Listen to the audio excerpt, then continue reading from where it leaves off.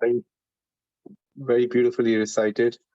So I'd like to welcome all the devotees for this evening session on Saturday, where we are continuing our perpetual reading of Srimad Bhagavatam. Prabhupada writes in the purport of the verse, famous verse, Nitya Prayeshu Abhadreshu Nityam Bhagavata Sevaya. It says that one should try to give a oral recitation, oral attendance in the classes of the Srimad Bhagavatam. And that's the quickest way to practice devotional service. So we have a great opportunity today to hear from His Grace Raghvendra Prabhu. He's a very dear friend of mine. Prabhu lives in Edgware. He has a wonderful two sons, Vedant and Vidhat, and his wife Aruna Mataji. And we've known them for a few years. And Prabhu has been practicing Krishna consciousness for many, many years. He's an engineer by profession. And he's a very sincere practitioner of Krishna consciousness, I have to say, and a beautiful and a wonderful mood he has to serve the Vaishnavas.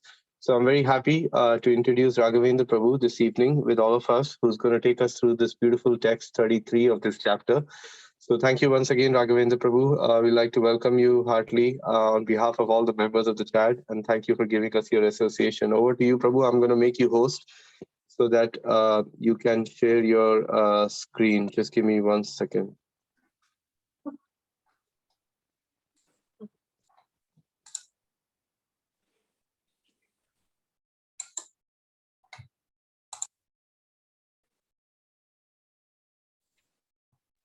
Raghvendra Prabhu, over to you, your host now. Can you hear me? Yeah, thank you. Hare Krishna devotees, please accept my humble obeisances. All glories to Srila Prabhupada. Divina Prabhu, you have said, well, thank you for introducing me, but I don't deserve many of the words that that you used in the introduction. So today, well, the other thing that he said in the WhatsApp group was the guest speaker, and typically that guest speaker term is used for someone who's an expert and who has done that thing many times. I'm a first timer and I've been shying away for quite some time, and it is thanks to Divyanam Prabhu's his enthusiasm, and because of this, when this topic came up in our Minty meeting that everyone should start at least presenting the verses, and then that's how that's the context, and that's how I'm here. I had requested Divyanam Prabhu to give me a long notice, but he said, okay, long notice in his mind or in his dictionary is a 5 days notice. That is probably the longest notice that he would give. Okay, so today we are studying the verse 33rd verse from chapter 3rd of Canto 1 from Srimad Bhagavatam. Om Namo Bhagavate Vasudevaya. Om Namo Bhagavate Vasudevaya. Narayanam Namaskrityam Naram Chaiva Narottamam Devim Saraswatim Vyasam Tato Jayam Virayet. Nashta Prayeshu Abhadreshu Nityam Bhagavata Sevaya Bhagavate Uttama Shloke Bhaktir Bhavati Naistiki. Okay. Yatre me sadasat rupe pratishidde swasamvida avidyayatmani krute iti tat brahma darshanam. The word-to-word meaning. Yatra, whenever, ime, in all these, sat asat, gross and subtle, rupe, in the forms of, pratishidhe, on being nullified, swasamvida, by self-realization, avidya, by ignorance, avidyaya, by ignorance, atmani, in the self, krute, having been imposed, iti, thus, tat, that is, Brahma Darshanam, the process of seeing the Absolute. Translation by His Divine Grace, S.A. Bhaktivedanta Swami Prabhupada. Whenever a person experiences by self-realization that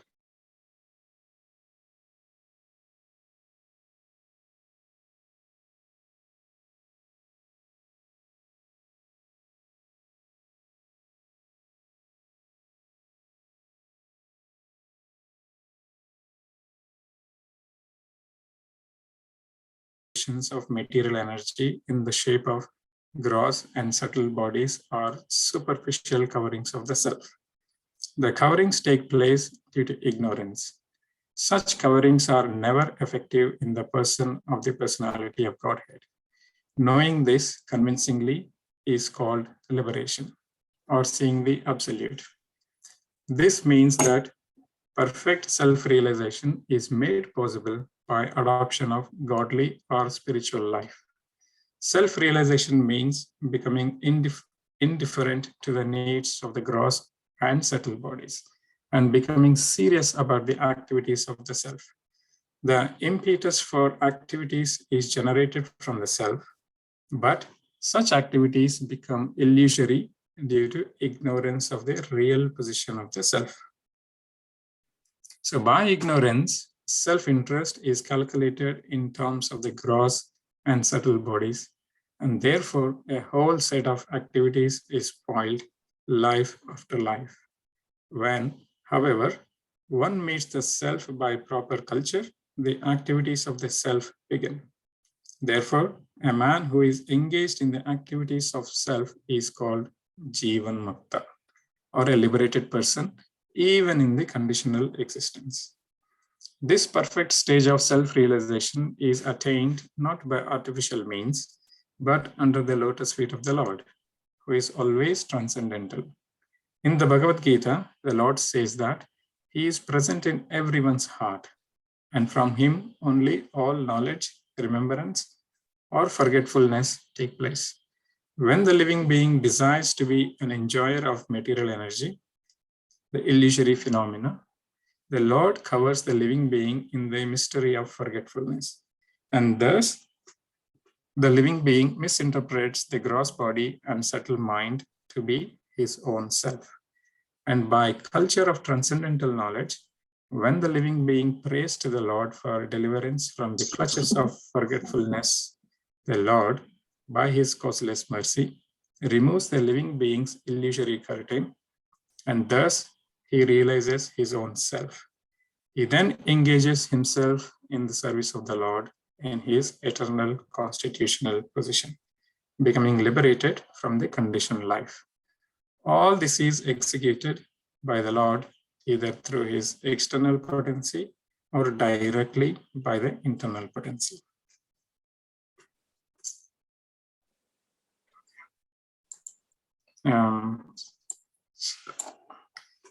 So let's start with the prayers, Mangalacharan prayers.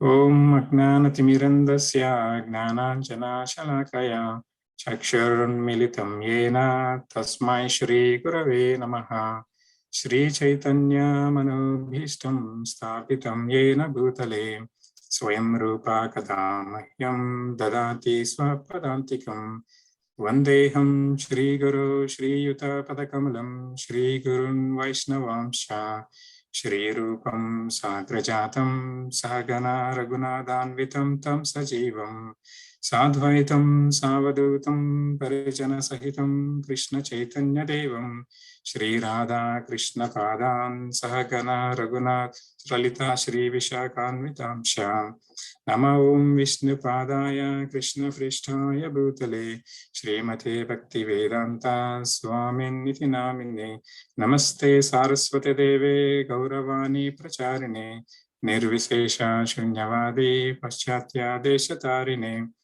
Vancha Kalpatarubhyascha Kripa Sindhubhya Evacha Patitanam Pavanebhyo Vaishnavebhyo Namo Namaha He Krishna Karuna Sindho Dinabandho Jagatpate Gopesha Gopika Kanta Radha Kanta Namostute Tapta Kanchana Gaurangi Radhe Vrindavaneshwari Vrishabhanu Sute Devi Pranamami Haripriye Namo Mahavadanyaya Krishna Prema Pradayate Krishnaya Krishna Chaitanya Namne Gauratise Namaha Namo Brahmanya Devaya Go Brahmana Hitaya Cha Jagatitya Krishnaya Govindaya Namo Namaha Jai Shri Krishna Chaitanya Prabhu Nityananda Shri Advaita Gadadhara Shri Vasadi Gaura Bhakta Vrinda Hare Krishna Krishna Krishna Hare Hare Hare Rama Rama Rama Hare Hare.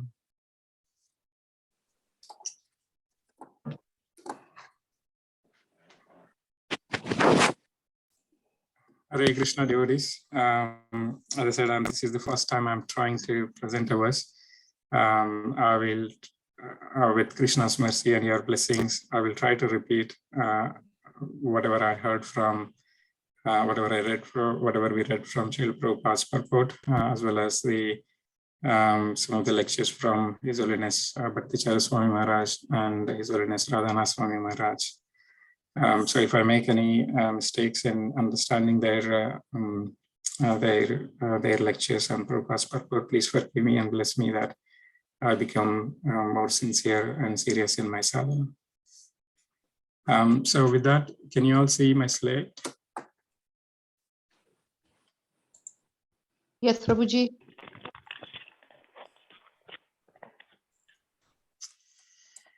Okay, so let's start with the translation again. So whenever a person experiences by self-realization that both the gross and subtle bodies have nothing to do with the pure self, at that time he sees himself as well as the Lord. So when I first read this, the verse, or when I was trying to prepare for this presentation, these are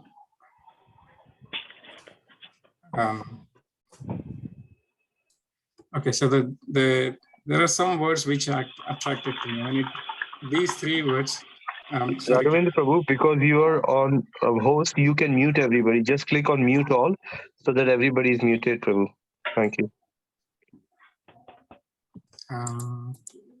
Trying to see where is it? If you click on participants at the bottom, then it will give you an option mute all. Okay. Thanks, bro.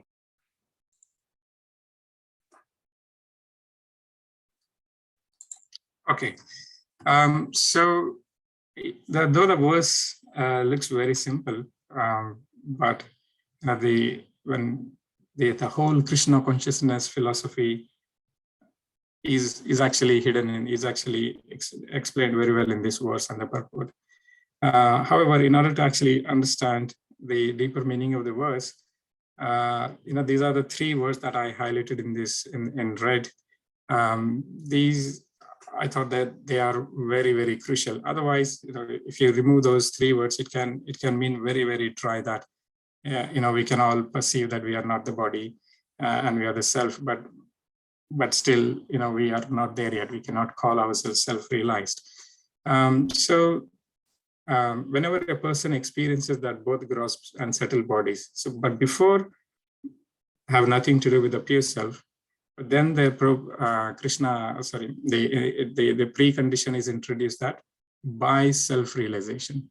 So we have to experience this with the self-realization. So that seems to be the precondition to me. Okay, so let's dig a little bit deeper into that self-realization aspect. So Prabhupada defines the self-realization using these two criteria. One is the indifferent to the needs of gross and subtle body. And second one is the serious about the activities of the self. So we all know that the gross body is made up of the five material elements: earth, water, fire, air, and ether. And the subtle body consists of mind, intelligence, and false ego. Okay, so that the first one itself indifferent to the needs of gross and subtle body. So here the word used is needs. So typically I would have I first misinterpreted this as maybe it was a want, but Prabhupada uses the word needs. So how do we understand this? So does it mean that the eating and, for example, the eating and sleeping are the needs of the body? So do we become indifferent to the needs of the body? And similarly, the mind, it is always thinking. We cannot stop the mind from thinking, and the same intelligence is always discriminating. So we now stop these activities because these are essentially the needs of the gross body and the subtle body. In one of the lectures, His Holiness Radhanath Swami was asked a question about how do we deal. I mean, when someone faces a bodily discomfort, then there are two ways to perceive this. One is, okay, this is all Maya, and I have to be really be engaged in the service all the time. So let me, even though the discomfort is, let me just ignore this discomfort and let me get on with my service. So that is one option. And the second option is, it's really it's, after all, we are in this body, and the body is degenerating, and it can really cause various troubles. So do we take this as, it's really a need of the body that we need to address the need, or do we take this as a trick of the Maya? So Maharaj addresses this question as follows. It's basically if the intention of skipping service, let's say, for example, because of that discomfort, if the intention is to get better and serve with more intensity, then that is not the trick of the Maya.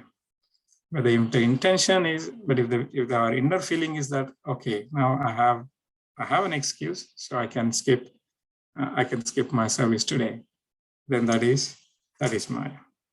So let me just quickly go back to the slide. So here, these two are not disjointed things. It is basically the combined. So the indifferent to the needs of the subtle body, gross and subtle body, is, as long as we are engaged in the activities of the self, then we are actually in Krishna's service. It is not, we are not in the sense gratification. So they are basically, we need to analyze, we need to understand, at least this is where I understood. They understand the first point in relation to the second point. Okay, so now we got through the first one. So what about this being serious about the activities of the self? So we have heard this several times, that we are not the body, we are the soul. So we need to be engaged in the activities of the self. The self is referring to the soul. So yeah, this is, as I said, it's, we are the soul, and Krishna says in Bhagavad Gita that Mamaivaamsho Jiva Loke Jiva Bhuta Sanatanaha. We are part and parcel of the body. So what is the dharma, or what is the duty of the part and parcel? It is to serve the whole. Just like we have our hands and legs, and after the whole body, the hands and legs are part of the whole body. If the hands and legs are being part and parcel, if they don't serve the body, then it is basically they are self-destructing. The hand cannot say, okay, now I'm doing the work, or the legs cannot say, I'm doing all the work. I shouldn't be feeding the mouth. Then that is the self-destruction. So we should be, since we are part and parcel, we should be serving the whole. And what is that activity? Jivere Swarupaya Krishnera Nityadasa. So we are, our constitutional position is being as an eternal servant of the Lord. So we should be serving the Lord all the time, because that is our constitutional position. So the first point was being indifferent to the needs, which is in this context we can interpret as sense gratification. And second is engaging in the service of the Lord, serving the Lord.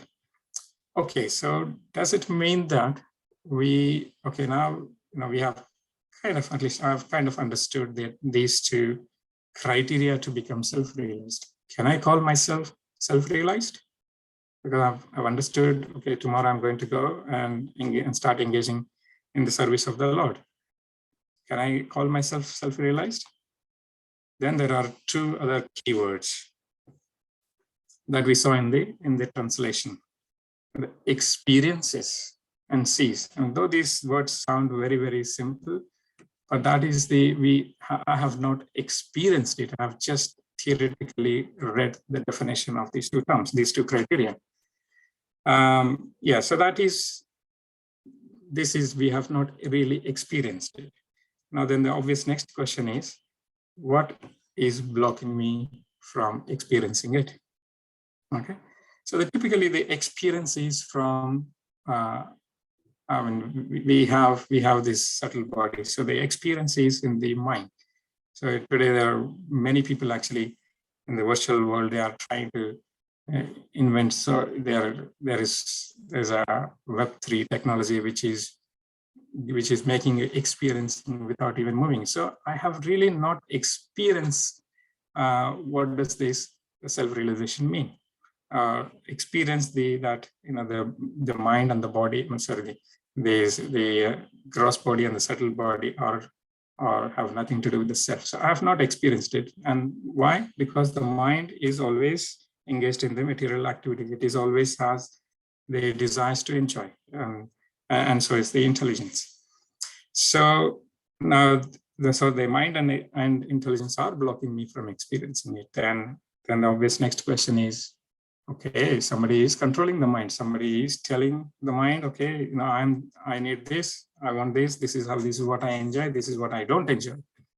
And who is that which is controlling the mind and intelligence? This is the big villain, the false ego, right?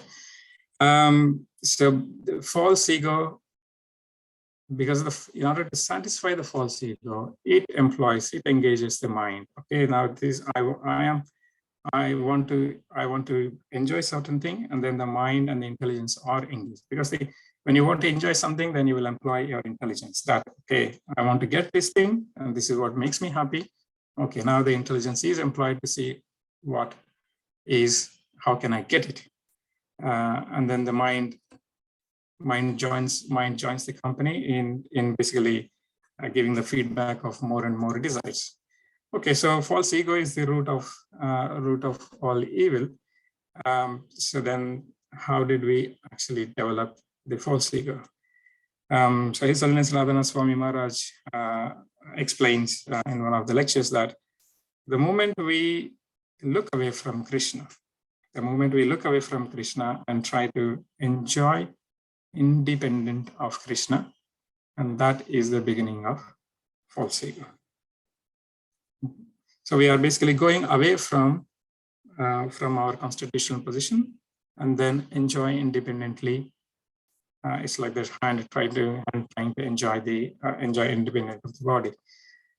So that gives rise to false ego.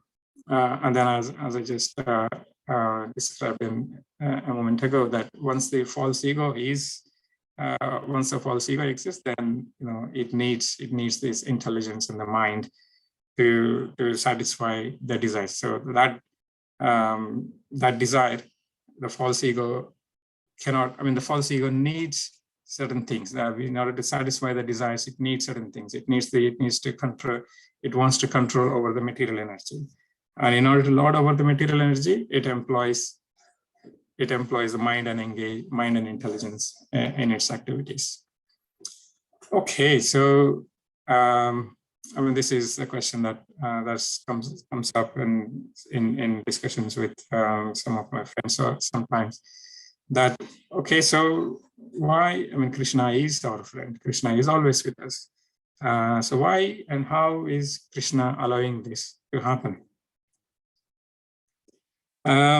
Krishna is very merciful. There is this is the verse that Prabhupada quotes in the purport, that Sarvasya chaham hridi sannivishto matta smritir gnanam apohanam cha. So Krishna is seated in everyone's heart, and from him comes remembrance and knowledge. and forgetfulness.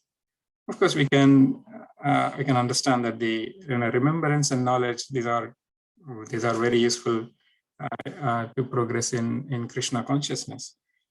But then why forgetfulness? Why do we want to forget Krishna? Why does Krishna allow that? So that is explained in that verse, and the purport of the verse, that unless we forget who we are, the false ego really cannot enjoy. Because if false ego and our true constitutional position, they are opposite to each other. So on one case, we say we are the eternal servant of the Lord and we should be serving. And in the false ego says, I want to enjoy independent of Krishna. So these are, unless you forget your real constitutional position, then the false ego cannot really enjoy. So this is, since we have that desire to enjoy independent of Krishna, Krishna gives that forgiveness. So based on his reciprocating, he's reciprocating based on our desires. Okay, so now we have at least got to the root cause of why we are not able to experience it, why we are not able to experience it. So now let's see the solution part. So it is the mind that that is first the false ego comes in, and then the intelligence, and then the mind. So it is natural to basically start attacking the mind first. So once the mind is sorted, the mind is actually the mind starting something, and then intelligence is facilitating. Intelligence is trying to see how we can achieve this, or how we can enjoy this. So the first thing, the obvious first thing to attack is the mind. Yes, and Krishna gives the formula: Manmana bhava madbhakto. So always engage the mind in him. So, and of course become my devotee. So there are the other parts of the verse, but we'll focus on the Manmana bhava for the first part of the verse. As we could see in our acharyas and in the senior devotees in ISKCON, how they have engaged their mind always in Krishna service. And Prabhupada, in one lifetime, he could establish 108 temples, translated so much of literature, and it replied to hundreds and thousands of letters, and managed all the organizational issues. It is for such a person. Of course, he is an empowered person, but we can see how his mind would have been engaged always in Krishna service. I have had the fortune of observing for some time His Holiness Bhakticharya Swami Maharaj and His Grace Vaisheshika Prabhu. So they are always, there is nothing like a dead time. When they have 2 minutes, 5 minutes, they pick up a verse, they try to memorize a verse, they read a translation, they discuss something about Krishna. So the mind is always engaged in Krishna service. Okay, but for us, is that really that easy to always be engaged? Because the mind keeps moving, keeps going. Despite our efforts, Arjuna being born 5,000 years ago, he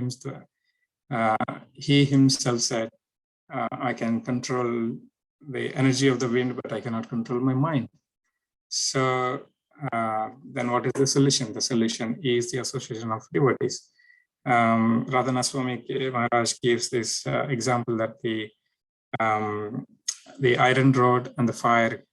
So I may be iron rod, but if I am constantly associated with the devotees, where in this case the fire, then slowly I acquire the properties of or the characteristics of the devotees. So in this case, just like the iron rod becomes fire by being constantly in touch with fire, and similarly,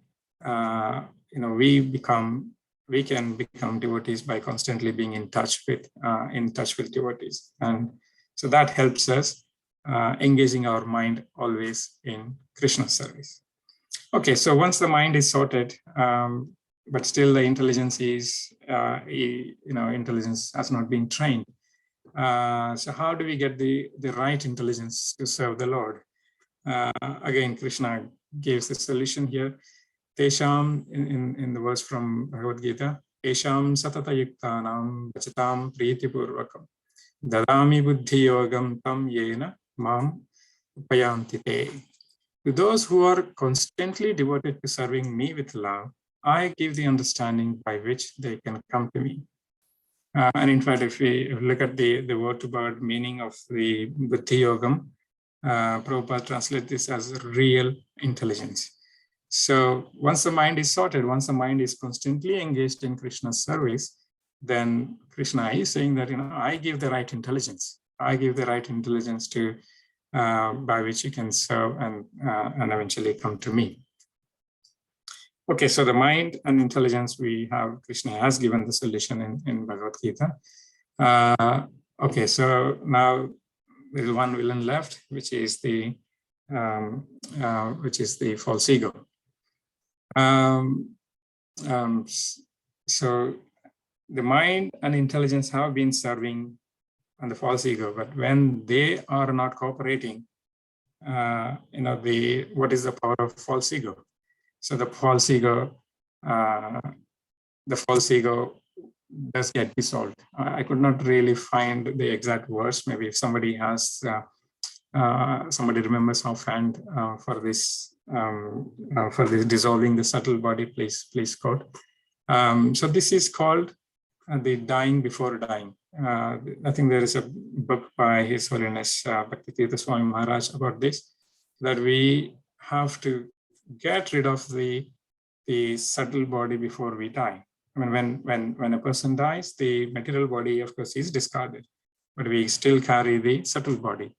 And as we discussed, with the subtle body being in place, there is with the materialistic subtle body being in place, then there is no self-realization.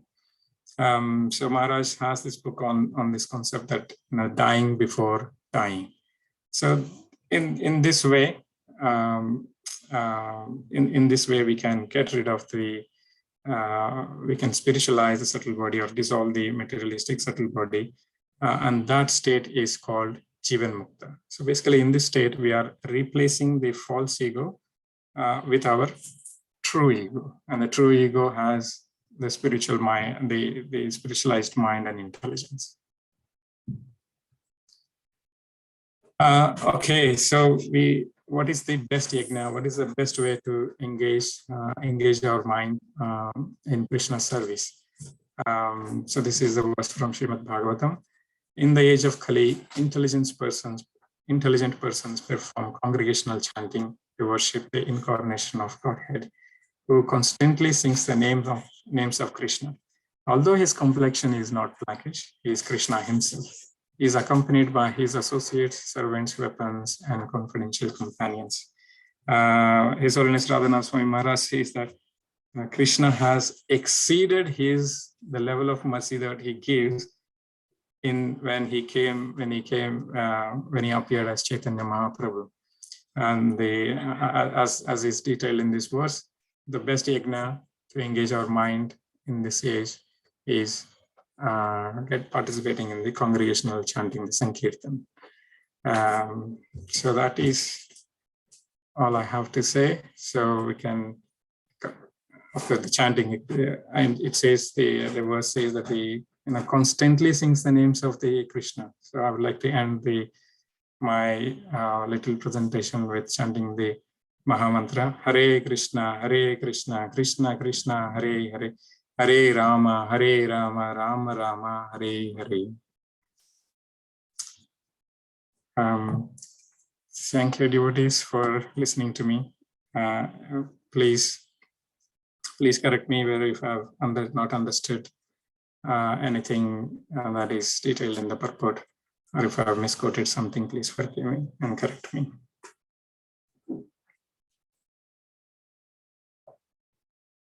Divanam Prabhu, are you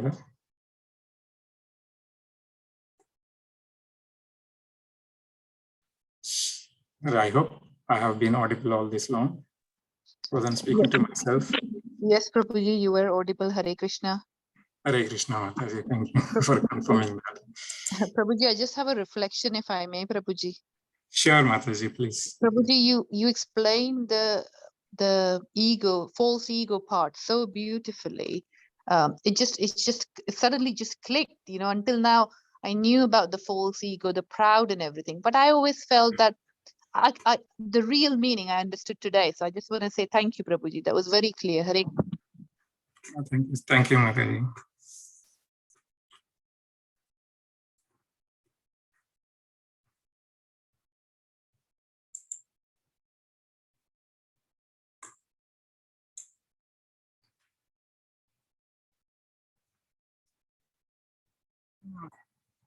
Okay, so Divanam Prabhu, are you there? Do we have any announcements or? Prabhuji, I think he's not here, Divinam Prabhu. I think he's left. Okay. If there are any more questions or reflections, otherwise we could end the class. Hare Krishna, Raghvendra Prabhu. Hare Krishna, Mataji. Oh, that was very beautiful, Prabhuji. Wonderful. The way you explained it is so nice. Thank you very much. Thank you, Mataji. I just try to repeat from His Holiness Bhakticharya Swami Maharaj lecture. That was the template, and then I've added a few things from His Holiness Radhana Swami Maharaj lecture. The way you collected all the information, it was very, very useful. Thank you. Like as Mataji said, yes, we did understand about the false ego, even properly the way you explained it. Hare Krishna. Hare Krishna.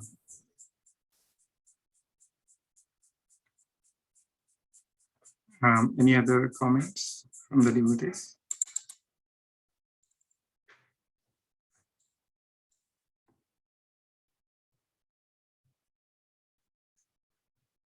Okay, so if there are no other comments, as you all know, Vrindarika Ramya Mataji's father is not well. So I would request everyone to chant one round for the speedy recovery of Mataji's father. Thank you. Hare Krishna. Can we end the session now? Yes, Prabhuji, thank you so much. Thank Hare you. Krishna. Hare Krishna. Thank you, Prabhuji, for wonderful class. Hare Krishna. Hare Krishna. Hare Krishna, Prabhuji.